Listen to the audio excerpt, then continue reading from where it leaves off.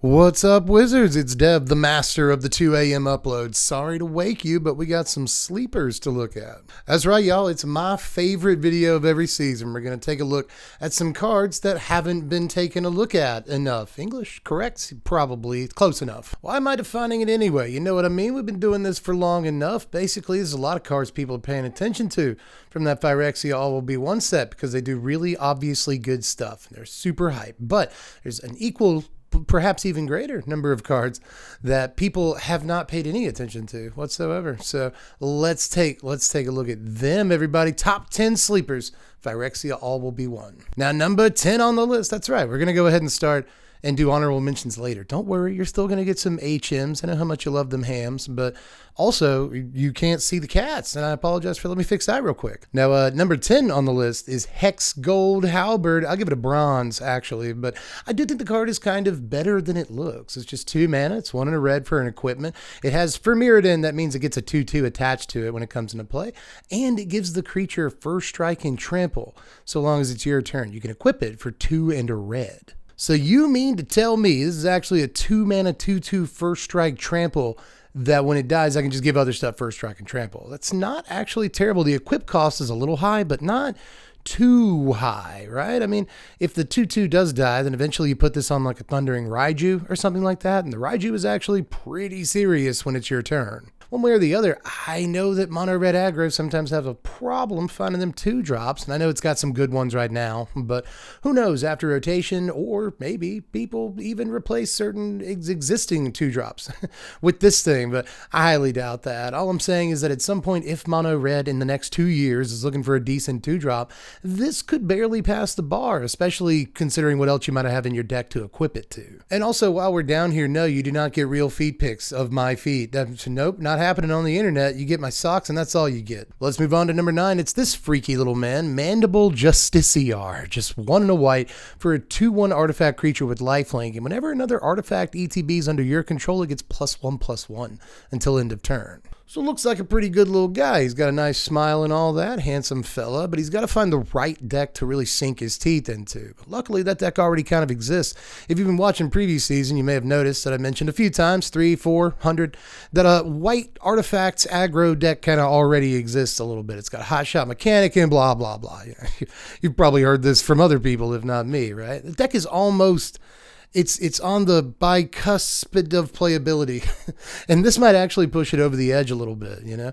I think that this is a sweet card. If you don't get your Patchwork Automaton on turn 2, this is a nice little substitute. Great against aggro decks, fighting it out in the trenches. Even if it just blocks against aggro, it's kind of fine. I mean, it doesn't have embarrassing stats or anything. The molar of the story here is that I think that deck might actually be a sweet home for this, and it doesn't necessarily push it into the stratosphere of playability, but it's another reliable 2-drop, and that deck kind of needed it. So yeah, I'm not going to say this one little dude just by himself gives the deck teeth. I'm purposefully not going to employ that pun, and I didn't do it just now, no matter what you think you may have heard. But I will say this little guy is my dog.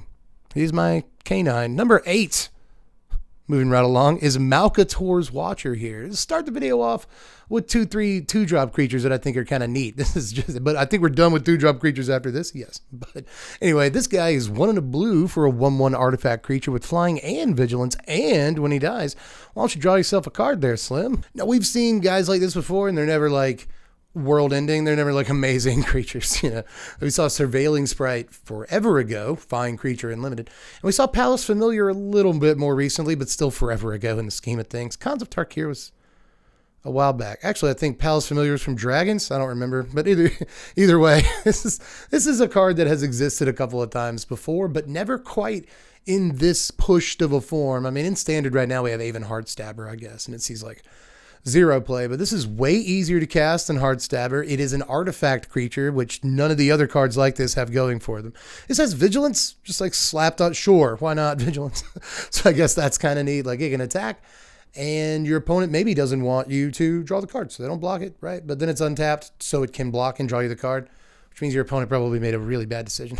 But either way, you get what I'm saying. It's nice that it can swing in and then still block a creature on the ground or something like that. So it's not like eye twitch levels of annoying or anything, but it's certainly reminiscent in some ways. I just think the card's cool. Kind of like cards, but let's keep it going. We got to keep churning these out. So let's take a look at number 7, which is Churning Reservoir. This is just a single red mana for an artifact, which is kind of sweet to begin with. But at the beginning of your upkeep, you're going to put an oil counter on an artifact or a creature that you control, and you can pay 2 and tap it and get a 1/1 goblin guy. But you can only do that if an oil counter was removed from a permanent this turn, or conversely, if something with an oil counter on it died this turn. So that is actually sweet. I'm not even that worried about like the creature generation ability, but let's just point out that it's there. It makes blockers and stuff. That's kind of cool. You know, after a few turns, you probably have like 3 of these guys. Well, whatever. It's not too bad, but just being able to throw a free oil counter on a thing every turn for just 1 mana. The investment in this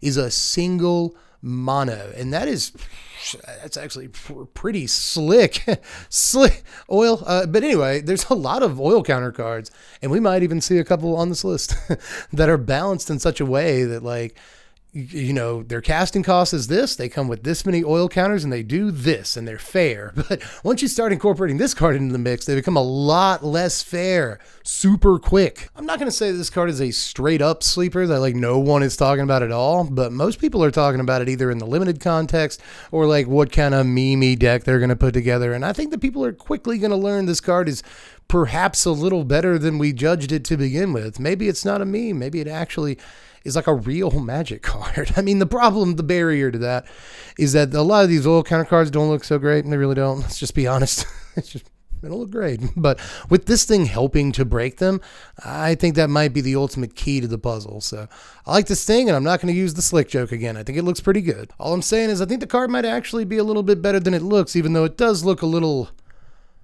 crude. All right, let's move on to number 6. Is that where we are? Yes. Let's take a look at Transplant Theorist. This is 4 mana, 3 and a blue for a 2/4 artifact creature.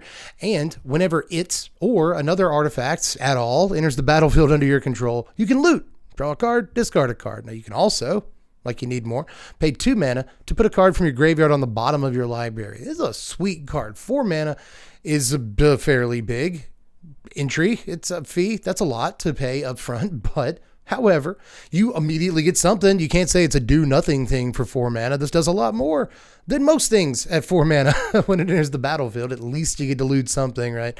And whenever an artifact, it doesn't say non-token. It doesn't say non-token anywhere on that. It doesn't say cast whenever you cast an artifact spell or anything. So whenever an artifact enters the battlefield under your control. So we're talking treasure tokens in standard, baby. You're at Sushi Dice. 3 loots if you want them, kid. If you big score, then how many cards are you looking at that point? You know what I mean? Like big score. You discard, you draw 2. And this, you'll end up 2 treasure tokens, so you get to loot twice. I mean, you're looking at like every card in your deck at that point. It's a lot of cards, is all I'm saying. I think there's something there. If nothing else, this looks like a pretty sweet commander card. Oh, and by the way, it does that other thing too. But that's just a blah, blah. Let's move on. But I'm not even going to, that pun is overused at this point. Let's move on to halfway through the list. We did it, everybody. Number 5 is Trawler Drake. This is just 3 mana. It's 2 and a blue for a 0/0. That's embarrassing. Drake. It's a Drake.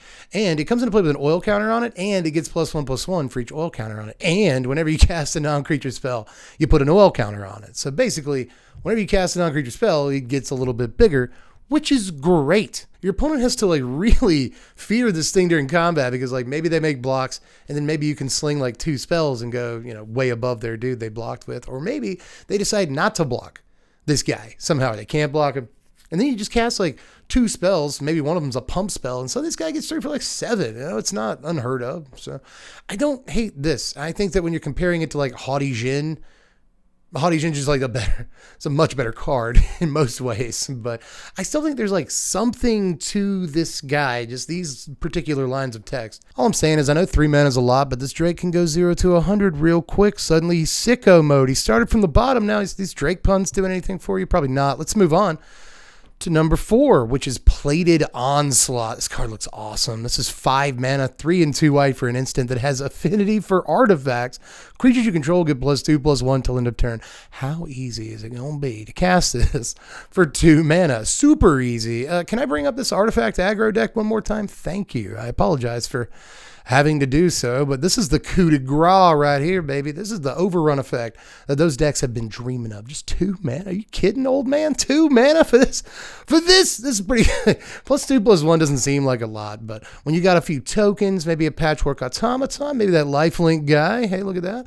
Hotshot mechanic. When you've got like 4 or 5 dudes out, +2/+1 is easy alpha, especially if the opponent doesn't block accordingly. If they just don't know to be looking for this card, they can just get blown out super easily in the game, whatever. Hey, silly, why'd you block that way? Or conversely, you could blow them out on blocks. It's an instant. So if they block weird, you got a couple of mana left, you can just end them with something like this.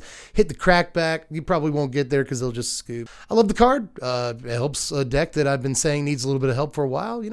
I was saying that the other guy, the 2-drop with lifelink, dude, the guy with the teeth, that he probably doesn't like make that deck amazing just by himself. This might actually do that thing. But welcome everybody to the coffee break. Actually, hold on everybody, real quick. I have a cup of coffee. This is actually from the other day. It looks very gross on the inside of this cup. I'm just letting you know. But yeah, coffee, dink it and sink it. Coffee break coming up, everybody. We're doing honorable mentions for the coffee break as usual, if you're used to the channel. And this time the theme for the honorable mentions is cards that are just barely not sleepers because like 1 or 2 too many content creators has said a thing. You know what I mean? I've seen the Mana Source, who is back, by the way. Go watch Wedge from the Mana Source. He's back this season. Go watch all of his videos. He's a very good man. And Power Dragon, I've seen him bring up a couple of these cards.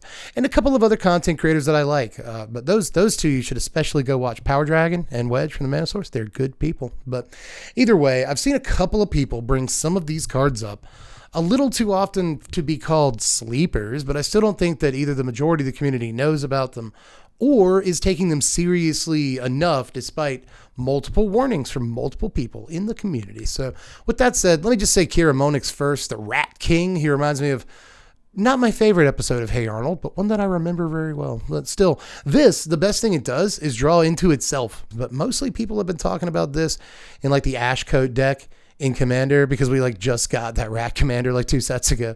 People are talking about it from time to time in the Grease Fang deck in Pioneer or Explorer or both because it can help find your Grease Fang. I don't think it's great there. I do think it's pretty good in Commander, but I think depending on what rats we get printed in Standard, this could be okay. Toxic 1 for all your rats is like a worse version of +1/+1 in a way when you think about it. I think that there are arguments. This card might actually be okay in Standard. Being able to draw multiple cards a turn it comes down and still be something the opponent has to deal with is okay. But there's also Urabrass Forge. If you watch my channel, I've said the name of this card one too many times for it to really be a sleeper at this point. But honestly, I've also seen multiple people, myself included, but multiple people outside of me on Twitter say that this is like their sleeper pick for the set. And how many people can say that before it actually isn't a sleeper anymore? I think we've reached that threshold at this point. So just reminding you, Urabrass Forge exists. Probably not going to make it on like the top 25 list, but it's definitely, I honestly think this card is good enough to make the cut in some Standard decks. So just throwing that out there. But the other one is Black Sun's Twilight. Saw Power Dragon talk about this card the other day, and I've made no bones about the fact that I really, really like it too. But again, this is another one I've seen on Twitter and Reddit a couple of times from people being like, this is my sleeper pick. So like, is it really a sleeper at this point, right? I do think the card is cool though. I think in most situations it's going to kill a Shieldred, get your own Shieldred back, but I'm just being cynical. The ability to affect the board state on your opponent's side, kill that huge thing and get your huge thing back. Awesome. It's a sweet reanimator spell. Even if you have to spend 1 million mana to get something actually good, I still think it's a pretty sweet reanimator spell. Being able to affect your opponent's side of the board is a big deal. But let's move on to number 3. It's yet another red for Mirrodin equipment. It's Dragon Wing Glider. This is 5 mana, 3 and 2 red for an equipment that has for Mirrodin. That means it gets a 2/2 when it comes into play. The equipped creature gets +2/+2 and has flying and haste. And you equip this thing for its casting cost, which is a lot. The 5 mana is a lot. I think I've said that enough. Have I not? Can I have my fun now? 5 mana may be a lot, but it's still, I think, enough to make this card almost playable. You know what I mean? Like, it's not, I'm not going to do the whole Goldspan Dragon malarkey thing. That whole spiel that I did during spoiler season, but I still think it's a fairly apt comparison. A 5-mana 4/4 flyer can sometimes come down either in the game, right then and there, or threaten it in the game in the next 2 turns, and your opponent must do something about it. The problem with the game plan from your opponent there is, let's say they kill your 4/4 haste flyer. All right, that's cool. Good job, opponent. You did. You've lasted. But the thing is, I still have my haste flyer. You know what I mean? Like I still have +2/+2 in flying on the table unless you actually took out the glider itself. So I think that might actually be okay. I don't think that there's any red aggro decks that want to go all the way up to 5 on the curve and play this. I don't think there are red aggro decks that play Goldspan Dragon. So what do I know? But still, if there's any sort of red-based mid-range deck or even just a big red deck, I could see them actually paying 5 mana for this kind of effect. This could close out a game real quick. So I like this. If you're going to get to 5, if you plan on getting to 5 in your red deck, then I actually think you could do a lot worse than this in standard right now. And I'm kind of blanking on incredible red 5 drops that you would otherwise have access to. I think this is way better than people are giving it credit for, because people are giving it 0 credit whatsoever. But we've made it to number 2, everybody. Number 2 is Argentum Massacre. I've said a lot about this. If you're a patron, you've seen me say even more about this card because I just couldn't shut up about it. I like this thing. I've not heard a peep from anybody else about Argentum. It's a Massacre. You'd think some people would at least be freaking out about the fact that it's another Massacre, although the last few didn't pan out well. Still, I like this thing, man. 5 mana, 5/5, first strike, and pro multicolored, and also, you got to sacrifice it unless you discard a card at the beginning of your upkeep. But the cool thing about that is that when you discard that card, then you can just destroy a non-land permanent that an opponent controls so long as it has mana value less than or equal to the thing you discarded. So that's great. That's pretty great. I guess if you discarded land, you can blow up a Mox. Okay? But I think that I'm mostly talking about this in standard play. First of all, this is a beater in limited. You play this when you get it, but outside of that format, in standard, I actually think there might be something to it. Yeah, I know it's yet another 5-drop thing, but any color deck can play this. There's going to be plenty of decks that have extra cards in their hand. Maybe they want to put cards in their graveyard for some reason. Maybe you're playing the Invoke Justice deck or some other reanimation pile. And this is a great thing to not only reanimate, but to discard cards too. If you have a portal to Phyrexia, you can use the portal to reanimate this, and then next turn, you can stack the triggers in such a way that you discard like a huge thing and blow something up over there and get the Titan of Industry from your graveyard. It's just like, ooh, like I think it'd actually be like a pretty sweet card. It's super easy to cast just in terms of the colors you have to spend. It's pretty expensive, but still any deck can play this card. And it just blows stuff up, man. Like it costs you a card every turn, but not really. You're still at parity with your opponent in terms of cards lost, or at least if you're doing it right. So I think this is sweet, man. Like 5 mana is a lot, but who cares? I don't care about 5 mana if you can't sell. Half the cards on the list are like, look, I know it's 8 mana, but it's time for numero uno, pal. Let's look at another large creature that costs a lot of mana to cast. I told you there's a few of these on the list, but the justification for this 6-drop is that it might only cost you 3 mana. Let's take a look at Capricious Hellraiser. Now this is 6 mana, 3 and 3 red for a 4/4 flyer that costs 3 less to cast if you got 9 cards in your graveyard. And when it enters the battlefield, you exile 3 cards at random from your yard. And then you can choose from among those 3 cards a non-creature, non-land card.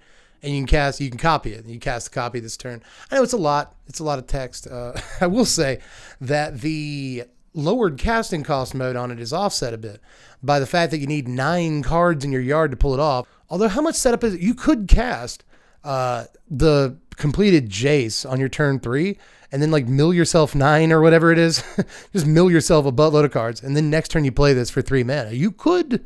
That's a line available to you in standard, although I'm not sure how good it is. But still, it's a line. But note that there's absolutely no restriction on what you can recast with this so long as you hit it. I can recast a Magma Opus. I can recast the Spirit Bomb thing that deals like 10 damage to any target that's in standard.